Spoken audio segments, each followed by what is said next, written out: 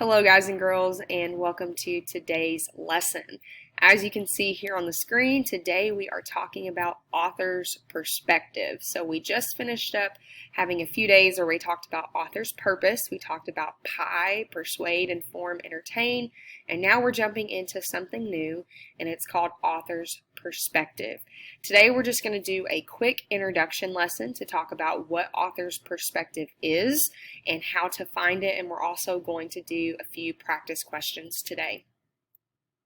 So as always, whenever we start a new topic, I always like to begin with our learning target. This is like our goal. This is what we're trying to accomplish. I can determine an author's perspective and explain his or her purpose for writing the text. So the second part, the purpose, is what we just finished talking about, the persuade, inform, entertain. And now today we're focusing on this first part, finding the author's perspective. So the first question we have to ask ourselves is, what is author's perspective? Author's perspective is the author's opinions or feelings about the topic in which they are writing. It's how they feel about the topic. So as you can see over here, I have a little picture of a magnifying glass, because when we're trying to find the author's perspective, we kind of have to become like detectives, because usually the author's not just going to come out and tell us what their opinion is or how they feel about the topic, but we can use clues in the text to make an inference to figure out how they feel about what they're writing. So that leads us to our next question. How do we find the author's perspective? I've got 4 different steps here that we're going to follow. We'll go through these steps together, and then we'll do a couple of examples together. So first thing, whenever I ask you to find the author's perspective, remember you're trying to figure out how do they feel about the topic. So the first step is to read the text. I'll give you a passage. The first thing you need to do is read it. After you get done reading it, the second step is to figure out what the topic is. Now, to find the topic, you're going to have to think back to when we did our unit over main idea.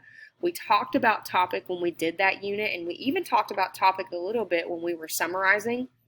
But remember, topic is 1 or 2 words that tells what the entire passage is about. Okay, so you're going to ask yourself, how does this author feel about this topic? Step number 3, you're going to look for clues that tell how the author feels about that topic. So you're going to have to go back to the passage and look for some text evidence that tells you their feelings. And then step number 4, determine the author's perspective. Now, it's great to talk about those steps, but let's try an example together. Here's our passage, and remember, step number 1 is to read the passage. So here's what it says. Winter is a dreadful time of year. Everything is dead and lifeless. The trees are bare and the grass is brown. It's bitterly cold outside, and sometimes the temperature drops well below 0. And it's uncomfortable to be outside for even a few minutes. Winter can be dangerous. People die every year on ice-covered highways. Others end up in emergency rooms due to frostbite. Winter is the worst season of all. So step number 1, we read the text. So now we are 1 step closer to figuring out the author's perspective. Remember, step number 2 is to figure out the topic. When we're looking for the topic, we're trying to find 1 or 2 words that tells what this whole passage was about. And one thing that I like to do is try to see if there are any words that were repeated.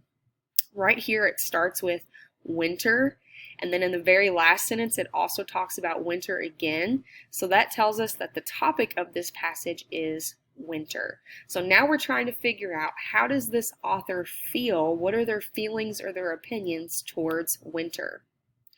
To figure that out, we have to look for some clues. And what I did was I went through and I highlighted some of the key words from this passage. So I found the words dreadful, dead, lifeless, bitterly cold, uncomfortable, dangerous, die, and then I just copied the whole last sentence, which is winter is the worst season of all. Step number 4, now that we've read the text, we figured out the topic is winter, we found some of those important details, those key words, now we have to ask ourselves, how does this author feel about winter? Well, if we go back, all of these words are pretty negative. So it's clear that the author doesn't really like winter very much. So the author's perspective is very negative. And we know that the perspective is that the author hates winter and that they actually think it's the worst season of all. That's how the author feels about winter, so that is the author's perspective. Let's try another example together. Remember, step number 1, read the text. If you want to experience an unforgettable vacation, you need to visit a beach. The purpose of going on a vacation is to forget about the stresses of everyday life and relax. And a beach vacation is the only one where you can lay out under the warm sun and truly relax and refresh yourself. There's nothing that can compare to walking along a beach at sunset or listening to the calming sounds of waves crashing into the shoreline in a rhythmic pattern. Beach vacations are simply the best. Now that we've read the text, remember the next step is to find the topic. So we're looking for 1 or 2 words that tells what this whole paragraph was about. Well, we know that the topic is beach vacations. That's what this entire paragraph is talking about. Now we have to look for some clues that tell us how the author feels, the author's perspective on beach vacation. So I went through and I highlighted some words that stuck out to me. They highlighted unforgettable, forget about the stresses, relax, refresh, calming, and then I highlighted the whole last sentence again, which is beach vacations are simply the best. And now step number 4, we have to figure out the author's perspective. So remember, we're looking at these key words, these things that we highlighted, these clues that we found while we had our detective hat on. And we have to ask ourselves, how does this person feel about beach vacations? Well, it sounds like they really like them. So we know that the author's perspective is positive, and they believe that beach vacations are better than any other type of vacation. Okay, now that we've done a couple of examples together, I want you guys to try one on your own. So remember, step number 1, read the passage. Winter is a wonderful time of the year. The 3 best holidays, Christmas, New Year's Eve, and Valentine's Day, all take place during the winter months. You can do things outside that you can't do at any other time of the year. For example, you can sled, ski, or even build a snowman. Winter is the only time of year when there is a real possibility that you will wake up in the morning and school will be canceled. Clearly, winter is the best season of the year. So remember, step number 1 when you're trying to find the author's perspective is to read the text. Step number 2, find the topic. What do you think might be the topic of this passage? Now that we know what the topic is, step number 3 is to look for clues that tell how the author feels about the topic. Which of the following words is a clue that tells you how the author feels about this topic? And step number 4, now that you have read the text, you figured out the topic, you found some of the keywords, some of the clues, what is the author's perspective? How do they feel about this topic?